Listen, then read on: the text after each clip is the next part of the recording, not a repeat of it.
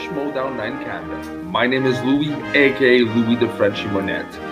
Well, we got a hell of a show for you today. First of all, I would like to introduce, before we start, my two people on the show. The first person, well, he's sparkly, he's bubbly, he's the cream of our soda. It's Soda. How are you today, sir? I'm doing great, Louis. How are you doing? I'm good. Well, before we also go into it, I would like to introduce the logo with a voice, probably wearing a tuxedo tonight. Dave, how are you today? I'm feeling great. This tuxedo is very comfortable. Who says you can't sleep in a tux? Is it Beta Velvet?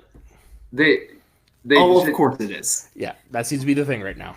Dave, you said you feel great today.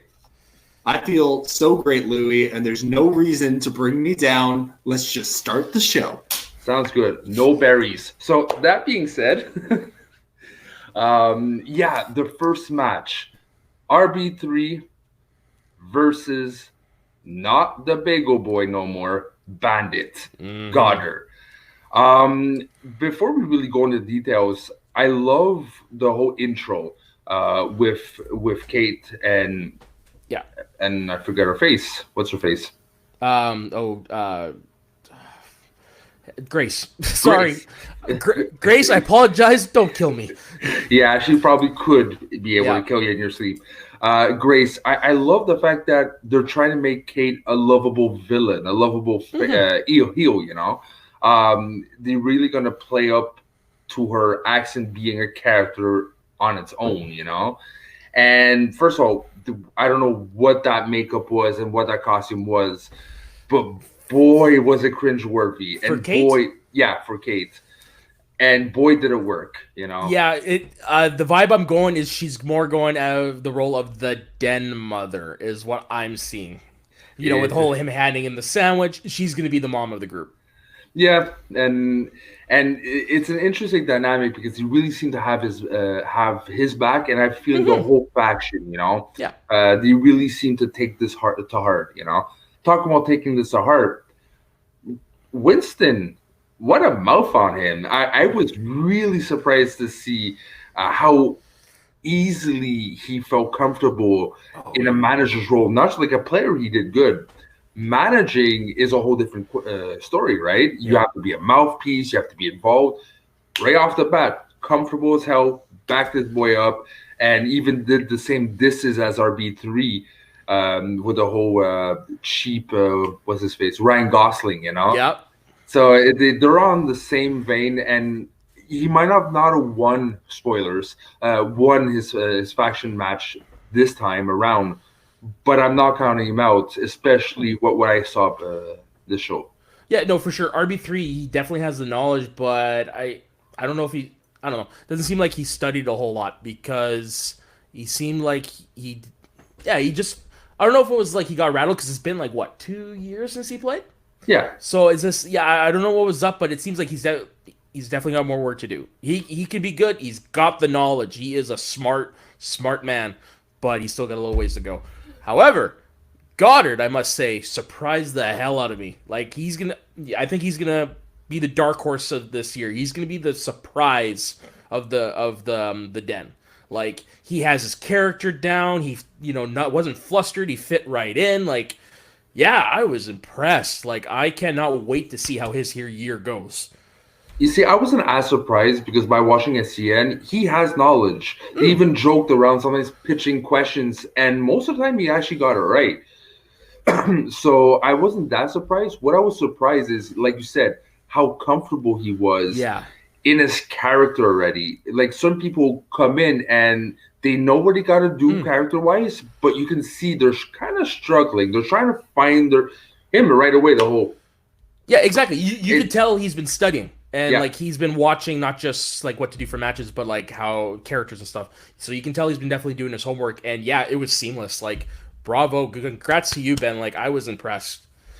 Now, talking about Goddard and RB3, first round perfect. They weren't hardball questions, but you see, in this match, I introduced one of my friends for the first time to Schmoedown. Okay. One of my partners in my new work, right? And he's a movie buff and he had a hard time answering those questions because he's not used to like very detailed. Yeah. So for someone like a newbie, like he would have been a newbie going into the match, they were still pretty good questions and he did pretty well. Yeah, there were you could tell like they were definitely specific. They were definitely picked like lower tier questions, like slightly easier questions for this because it was Ben's first match. RB3 hasn't played in a while, so you can tell they kind of they took it a little bit easier. Yeah, this match, which you know what, nothing wrong with it. It was still a great match. Very great match, and it's not always the hard, tough questions with the high-end caliber, high-end caliber players that make for interesting matches. Is sometimes just to see the second-tier players going at it and giving their all. RB3 is never gonna. I'm personally never gonna. I never see him winning a belt. No, but I want his redemption story. I want to see a 1 next to that 3 one day. You know, I want him to have his first win in it's been like 3-4 years now. Yeah, he's been there since the beginning, and he's still has to have a win. You know. Yeah, I know, right? Yeah, he's you're right. He's not going to win a belt, but he's going to be the guy you beat to get to the belt.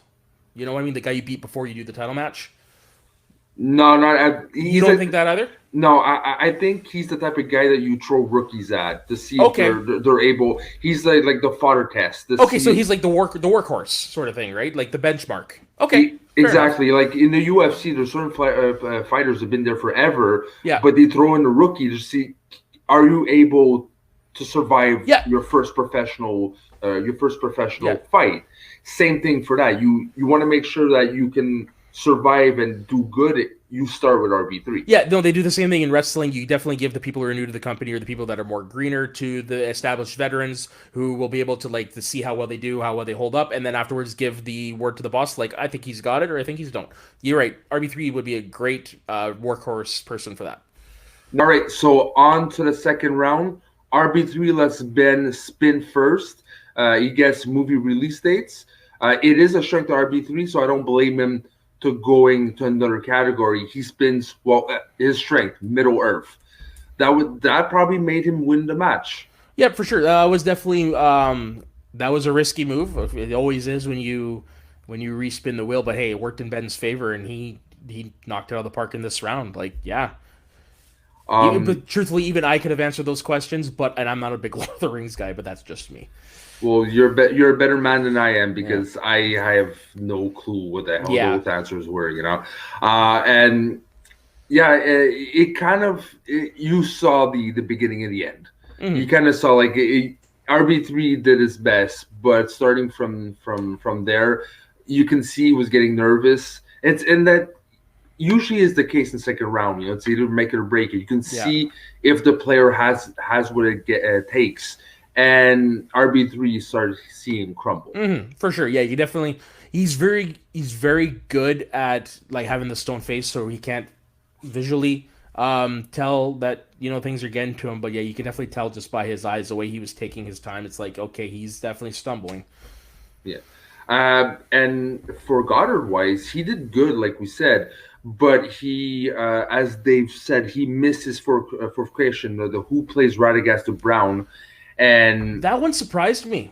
Yeah, that's the only one I knew. Yeah, I knew that one because I'm a Doctor Who guy. So I was like, as soon as I saw the movie, I'm like, hey, that's the Seventh Doctor, that's Sylvester McCoy. So that's how I knew who that one was. But yeah, I was surprised he missed that one. Well, all in all, for third round, again, we saw it go down. We're like, okay, this is Goddard. When he starts hitting it, this is Goddard's match. Mm. A really good match, a good way to start the normal season in the studio matches. Yeah. Now, question for you. We're going to start with RB3.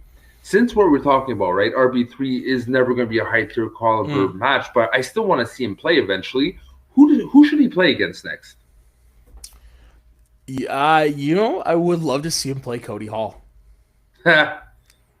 Okay, I see what you did there. Yeah, just Battle of the Wangers, because RB3 is, if I'm not mistaken, an original Wanger. Yeah, yes, he is. So no, I think that would be a fun match to see Winston and Cody go back at each other, because Cody, I don't know, did you watch Collider live? Did you? I dropped. Before, did you watch it before Harloff left? Is what I'm saying. Again, I dropped like I was gonna say like in the first 2-3 episodes I Oh, watched, and okay. then I'm like, ugh. Fair enough. Cody Hall is one of the most naturally gifted, funny people I've ever met. So I just the promos between him and Winston are going to be gold. Cool. Yeah. And I remember there was a whole storyline with Lon Harris that wanted to steal him eventually. Yeah. And there's a reason for that because he's actually pretty good. Yeah. Perfect. What, didn't he get a perfect round? I don't know. I can't. I'm gonna say yes, maybe. Yes. He did. Yeah, he got a perfect round. On my end, Cody would be a cool like get together, but I would like to see something different. Okay. I would like to see him against a rookie. I would like to see him against Kroll. Oh, that'd be fun. Like you give Kroll the opportunity to start, and RB3 like his perfect round in his first round, right? Yeah. So he's able to shoot some good answers, and it's a good way to test to see if Kroll is ready, and if RB3 wins, well, good for him. On to the next for RB3. And that plays it exactly what we were saying, like RB3 as like the benchmark sort of thing, right? So no, Yeah. that's a great pick, choosing a rookie. Yeah. What about you, Dave? I totally agree with you guys. I would love to see RB3 play a rookie just because I think this was a fantastic match. Clearly, since the last time he played, he's just matured as a player a lot. It's a shame that he's got that 0-3 record now, but I'd love to see him up against really any rookie. But I think where RB3 will really shine is going to be teams. Oh yeah, for sure. Who do you put him with though? I don't know. I think you put him with a rookie, and I don't have Swag's roster in front of me, but I think you put RB3 with a rookie. He's someone who's been around the game. If you can put him with a really knowledgeable rookie who maybe is less familiar with the game, I think he could be a really valuable player to elevate that team to the next level. Yep. And okay, now it does make sense for teams, but again, like you said, they have to be very knowledgeable because there's a reason why the Wangers got separated. They couldn't win, and then RB3 could win by himself. So you kind of have to get someone that's like a bit like a Dewberry that is there for fun, not necessarily there to win, but is able to carry the team a bit. Well, yeah, and also you would need someone who could perfectly balance RB3's gaps, which he has. Yeah. And that's hard to find because you have to have that perfect balance. Requires luck. Requires no, of course. And I don't think Winston drafted in accordance to fill in those gaps. Yeah. I don't think he was actually thinking of RB3 as a team's player. At least that's what I assume. I can't speak for Winston, obviously. Now going to the Bandits, we know he's going to play most likely the winner of the Sniper and Somerville, which I personally, it's written in the sky for me. Somerville is going to win, and Somerville is going to be against the Bandits. Nah, Sheridan's going to win by forfeit. You know how that's going to go. Okay, look. Love you, Bonnie. Yeah, okay. If she's not there, I'm sure they're going to replace her with someone else. For sure. They definitely had a contingency plan. No matter what, Brett, I love you, but you're not going to win. Yeah. No, he's there for fun. Oh, God. Brett versus RB3 should be interesting. Yeah. Yeah, that's another one. Brett and Winston back and forth. Yeesh. Oh, God. But that's going to a bit of the same question with RB3 is who do you put, let's say, either the Somerville, the thing doesn't work, or he wins that match, he goes for a third match. Who would you like to see to really test the Bandit? Who would be a good test for the Bandit? Chance Ellison. Huh. Okay, I like that. No. Why Chance? Probably because he's another one. Despite his record, he's actually a pretty lights out player. Just from what based on what I've seen in teams, I think he would definitely put the most at this level. Probably put the most pressure on Ben. Okay. So I think it would be a great challenge. That's one that would definitely go right to the last question. and at the same time would still give the bandit a chance to win, because Exactly. chance to win, chance to like haha, sorry Well, about but that. it's But Chance is a good player, but he's definitely more of a teams player than a singles player. He kind of needs to be carried from time to time, so it would be an interesting stepping stone for the bandit. Oh, for sure. But I mean, like Chance has had to have studied. Like, I mean, it's a whole new year. He must have tweaked his game because he knows he's not that great and didn't do well in singles. So yeah, you never know. I would like to see how well he does personally this year. You heard it here first, and I'm gonna get booed. Chance, he's overhyped. I find him overhyped. He's like I said, he probably did a lot of studying, but I find his compared to Oyama, which I don't know how he does it. I find Chance his age kind of shows sometimes on the way he's able to retain. For sure, but Dave also just pointed out something great in the chat. That Chance only lost to former champions. He's never actually played like, True. B tier. True. And yeah, true. He got maybe pitched too fast in. Yeah. Oh, for sure. Yeah. No, it was definitely the chosen one thing where definitely he was put in too hard, too fast. Didn't ease him in. On my end, I'm not gonna give the bandit an easy time.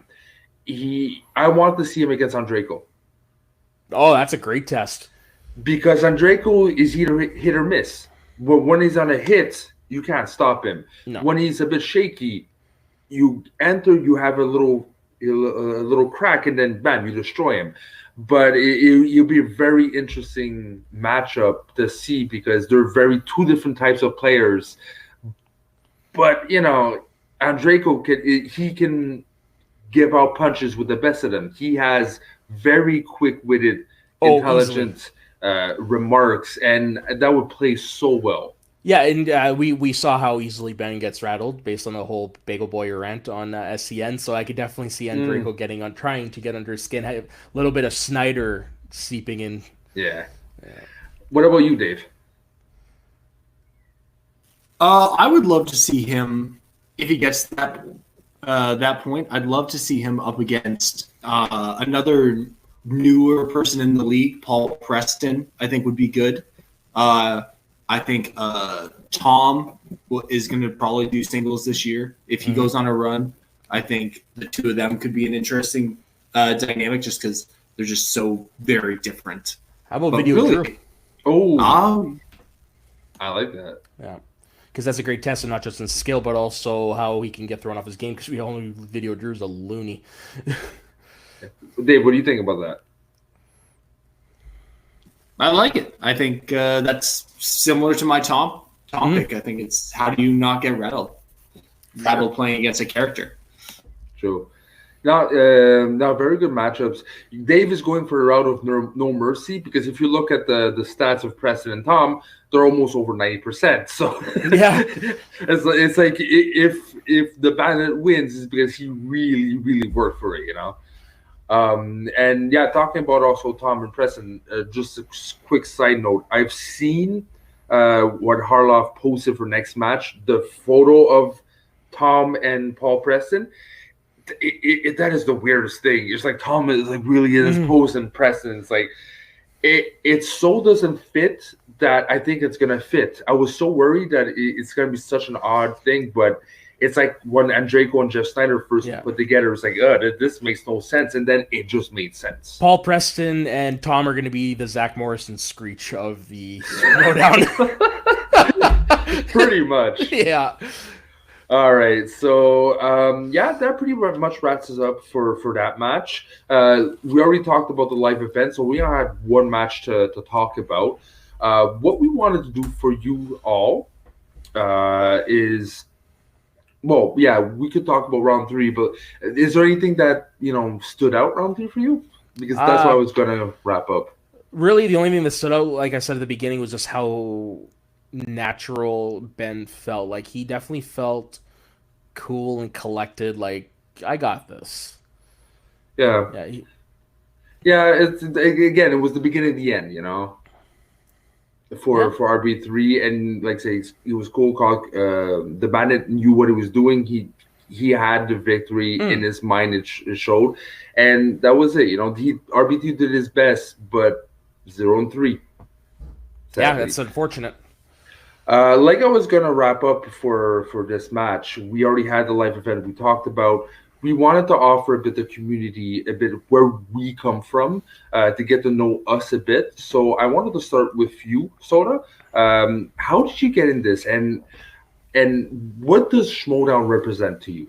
Well, how I got into it was through Screen Junkies, because I started watching that first when Knapsack was involved, and I remember it was the drunk. No, it wasn't the drunk movie fights. It was right after The Force Awakens comes out. Knapsack was on, and that's the first time I heard of the Schmoes and whatnot. So, and then Christian was on and worked at Collider. So it was basically through Screen Junkie. So then I watched Collider Movie Talk first, and then I remember they were hyping the very first Spectacular, and like I'm a big wrestling fan, so they'd hear this. I'm like, okay, I like movies, I like wrestling. I'm gonna check this out, and I watched the whole thing, and I was hooked. Like just to see the personalities like Roca and Riley, like that's an underrated match in my opinion. And then like Mark Ellis coming out dressed as Santa Claus, like I'm sitting here going, this is made for me, and that's I've been hooked ever since. And really, what it means to me is what Christian likes to preach is community. Because I have close friends in my life, but none of them, despite my many efforts, none of them have really taken to the Schmoedown. I did make a friend recently who I'm going to try to introduce because I think she will like it. She's very theatrical and zany and stuff, but for the most part, I don't have anybody to talk to about this. So it is it was refreshing to be introduced to something. And like all these people like you, Louie, and like you, Dave, where I can actually talk about this, something I'm very passionate about, because in Terrace here, I'm the only person I think who's ever heard of Collider. Yeah, so it's very, very slim picking. So no, it's definitely, that's what it means to me. It's community. Like Christian likes to say, it's community. Like the Schmoville's a family. It really is. Yeah. It's. I'm so happy to finally, like you say, to find these guys and to be lucky enough to have people that are so passionate about it that I only had to ask once, and everyone was on board, and we stuck together since the beginning. I didn't have to try to pull in people and try to read. We've been in this since day one, and we've been going head first and just running with it and hoping it sticks. And I love this because I'm usually the only person that's willing to do those kind of things. Yeah. And to find those other people, it's a blessing. Yeah, and I mean, like, it's something I've been wanting to do for a while, but with all the established things, I'm sitting there, it's like, okay, like, how do I approach this? And then when you put out that message, it's like, hey, man, I'm here, I'll help. And yeah, it was perfect. Full disclosure, I was high as hell my third joint. I was looking at things like, there's no Canadian things, I'ma do it. And then it's like, I don't know if you remember my post. I was so high that I was not able to write properly. And I was like, I reread it, like, no one's going to answer. And then bing, bing, bing. Like, people are answering. And like, does anyone want to be an admin? And then you wrote them, like, I'm down. And I'm like, okay, well, this is working. We got 20 people, If you were high for that one, what's your excuse for the rest of the times? I'm just bad at spelling. Okay. No joke. A CEO of the company once came to me and says, "Do not write emails anymore. Just please don't." Yeah, I'm that. I just can't write. Fair enough. And I'm completely open about it. Yeah. My end, I discovered it by AMC. John Campia. I was a security agent back in the day, working midnight to noon, 4 days a week. Yeah. And was allowed to watch stuff. And at one point, I watched AMC, and I completely hated John Campia. I was like, he annoys me, and always going against what I thought. I was like, he never says the things I agree with, and that's how I actually got hooked, because I so hated him that I could not watch it. And then eventually, it just switched into discovering Schmoedown. And my first match, again, I blame the weed. I can't remember exactly which one, but I know it was Makuga. And Makuga just kind of blew my mind. He was he had so much enthusiasm. He had so much energy. Go ahead, Dave. I'm not quite sure to understand what you wrote. Just saying, if it was back then, it was probably like Makuga versus Clark Wolf. Yeah, did you watch when they were in Collider, or did you start watching when they were still at AfterBuzz? That was aimed. Sorry. When it was with the Collider, I was actually late. I was watching very old AMC stuff, so I was like just randomly. I didn't even understood the concept of AMC, so I didn't realize there was like up to week stuff, you know. So I was just like trying to find things to not die at work. Fair enough. And yeah, I can't remember which one exactly was Makuga, but I just knew that I was so enthralled with him as a character, and I then understood that this was a sport, and just something clicked in my head. I've been like you. I've been trying to find people. My ex tolerated it. My girlfriend actually just joined the page now because she's, right on. And I think it's you it's Dave that accepted her. Okay. But she just starting to understand now the Schmoedown. But I'm always the only one being like, hey, watch this, and everyone's watching, and they're like, what the they don't hell? get it. Yeah. And then I always now have to introduce it as, well, one of the ex-writers of WWE that's now doing a movie trivia sport, and for them it doesn't compute, and I'm sad every time, and I go in the corner and cry. I'm very glad they actually started doing the trailers, because I find that's actually an easier tool to use to get, at least to get people understand. Because if you just explain it, they're like, huh? But when you show them the trailer, like, this is what it is, they're like, oh, okay, I get it. And not just a simple trailer, a really good quality trailer too. Oh, for sure. It's constructed in a way that, you know, you understand that this is not just some fan thing. This has storyline. This has emotion. This has stakes. It's so well constructed. Yeah, and that reminds me, I want to say this. You could tell right off the bat how much the productions jumped just based on the partnership with Skybound. Like, it was amazing. You could tell that more people were working. Like, it was just better quality. Not that past seasons weren't great. It's just you can tell now that they have the backing they deserve. Yeah, no, it really shows, and it shows too that I think Skybound understands. Not just, they don't just like back it up, they actually understand what the show is, compared to maybe other companies that might have took over, and it's like, okay, it has views. I don't think they see it as views. I think they understand the sport of it. Yeah, exactly. Which will really, it does already shine, and I think it'll only shine even more in the future if they really work well together. Yeah, no, it's definitely a great partnership. I'm looking forward to where they can go. I'm looking forward to the endless possibilities that they have now at their disposal. Like, it's going to be great. The next step I want to see with Schmoedown is Schmoedown Funko Pops. I saw a photo of it on Facebook. I need a Bibiani one. Really? I need a Roka, Bibiani, and Tom. Dude, I want a Roka and a Wild Man Josh Makuga, because I love Josh Makuga. Him and his wife are my two favorite follows on Twitter. Yeah, they're the best. Yeah, and Makuga is like, I use one of his sayings as my mantra. It doesn't take any effort to be nice at all. And yeah, true. Yep. Yes, Dave. We know wild berries. Guess what? Wild berries for life. No more berries. It's the real rejects. Yeah. We'll talk about Dave. Once you finish crying, you can come on air. I want to see how you got started and what this means to you.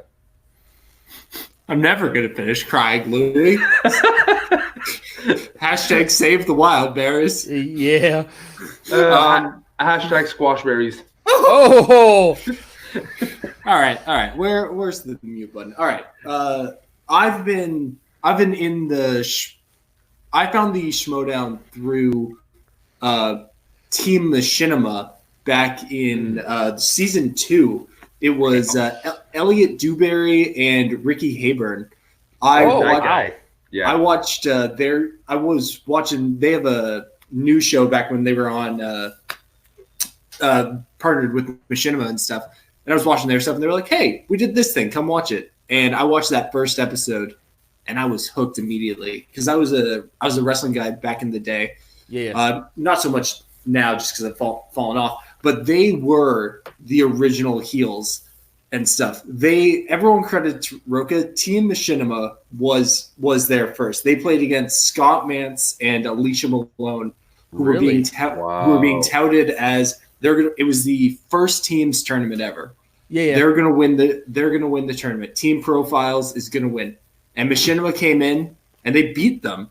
And they were just running around. They were handed beers to Ellis and stuff.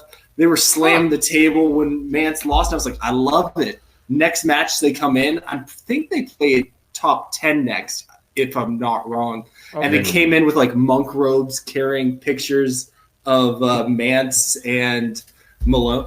Mance and Malone being like, these are the people we killed last time. Give it a watch, because Team Machinima does not get enough credit for being for being the first heels. I know it's because it was back in the AfterBuzz days, but so I've been with this for a while, and that's part of my love for the Wild Bears. It's just Elliot Dewberry got me into the league. Fair enough. And I agree completely with what you guys were saying. Like, it's all about community. Like, over the last year and a half, 2 years now, like, I've just really jumped in even further in there, because for a while I was just lurking. I wasn't even like posting anything. Yeah, same. But now, like, I've started playing in some fan leagues. I'm obviously helping out with this show, and I've just met so many amazing people doing this. This is by far the best community on the internet that I can be a part of. Yeah, you're definitely not wrong. Like, there is some toxicity, and to be honest, actually, I muted the Facebook group for a while, a few years ago, because just how toxic it was getting. But no, for sure, like, it is easily the most supportive community I've ever seen. Like, when Cal died, like, all the outpouring of love, that's when I noticed that Schmoeville is a family. Like, we've got each other's backs no matter what. Yeah, and it's even more awesome to see that not just the Schmoedown Facebook page and community, but the Canadian community, how much we love and we support each other. That if I, like, again, second episode, we only been doing this for 2 months, and I already made 2 more friends. Yeah, that right? you're in Ontario, Dave, you're in Ontario, and you're in BC, and I already know stuff about you. We share a love of Schmoedown. I never thought I'd be able to do that. You and me might even be related. Remember we were talking about that one day? Well, no, Soda, you are too sexy for me to be related to you. I much appreciated. And I will retract those comments once you wear that Boston Bruins, and then re-put that comment once you take it off. Gotcha. All right. There's one thing I want to say, though, like the whole community thing. Like, personally, I went through a lot of tough times myself. I'm not going to go into full detail on it, but the Schmoes Collider Live, definitely, I'm one of those guys that got through a lot of hard times. Like, I would be having a really shitty day, and then I'd come home on my lunch and I'd watch Collider Live or Schmoedown or whatever, and immediately my spirits would lift up. Like, it's like the theme song from the show Friends. They'll be there for you no matter what. They don't know what they're doing. Like, they don't know the impact they have most of the time. But no, it's definitely I appreciate this community for that, just for always being there when I needed it. And let me promise you that when it's going to come to Toronto or Montreal, that there are going to be some people from Schmoedown North in that live event. Oh, easily. And it's going to be so much fun to meet you all, you know, and to make new friends and make new Schmoedown North groupies, let's say. Yeah. We really, really have started something, I find, that's only going to snowball into something bigger, whatever that's going to be. Yeah. Now, before we wrap this up, I'm just curious, Dave, what kind of Schmoedown Funko Pop do you want to see on your shows? I would love to see the Wild Bears, obviously, forever, and ever and ever. I'd also really like a Andrew Guy one. Just, I think he's got a lot of great features that make him that, but also a killer Kalinowski, like old school with the gloves and everything. Oh, that's what I want. There is one more I would love, and it's one of the costumes you don't hear a lot talked about. It was the League of Their Own Shire Wolves. Oh, That's yeah. what I want, because League of Their Own is my second favorite movie of all time. So when they came out to that, I popped huge. And yeah, I would love to have that set of the Rockford Peaches Shirewolves. That'd be nice. Now, you heard us talk about how much this community means to us, how much we're a tight knit group. If you're not joined us, if you're not part of the Schmoedown North yet, and you feel lonely, you want have people that are as passionate as you are watching right now, come join us on Facebook, Schmoedown North. Subscribe to our YouTube page, okay? We are growing. We are here to really make Schmoedown realize that Canada is not just their upstairs neighbor. They are a factor into their growth, and you are more than welcome to make that growth happen. Easy. Now, Soda, where can we find you? You can find me across all social media platforms at soda_the_saxman, and leave your comments leave your comments. I want to know how all you guys came to the Schmoes. I'm really curious. I would like to get to know more of your guys' backstory. So leave comments on YouTube or on the Facebook page or even on Twitter. So yeah, that's where you can find me, Soda the Saxman, across all the platforms. Sounds good. Logo with a voice. Dave, where can I find you? You can find me on Instagram at Baby James Lees, and on Twitter at Lees Me Alone. Also, make sure you follow Schmoedown North on Twitter, #Avengers Assemble. I was gonna say that. Thank you very much. All right, so yeah, and on my part, I usual. I do not want to be tracked. I want to be left alone. I'm a hermit. I love my private life. So yeah, but what Dave said, please follow on Twitter. We are just starting. We're going to be posting a lot of things on it. We need your support. We only, I think, have 3 followers because it's only been a couple of days. We need to have a lot of followers to really make a voice, not just on Facebook, but on Twitter as well. Now, and one more thing, make your voice heard. Like Harloff put out a poll, but definitely make your voice heard. We want the Schmoedown in Canada. Personally, I want to be in Montreal so I can actually crash at my aunt's house and get to know a couple hours away. But vote. Make sure to say where you want in Canada for Schmoedown to come, because we want it here. Simple as that.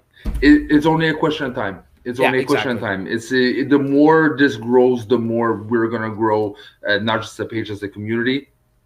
If it's not this year, it's next year. Easy. The seed's planted. Let's make it blossom. Yes, sir. All right. So thank you again very much for your watching this through. And do not forget, like I said, to subscribe to this channel, because we're going to come out with episode 3 very soon. All right.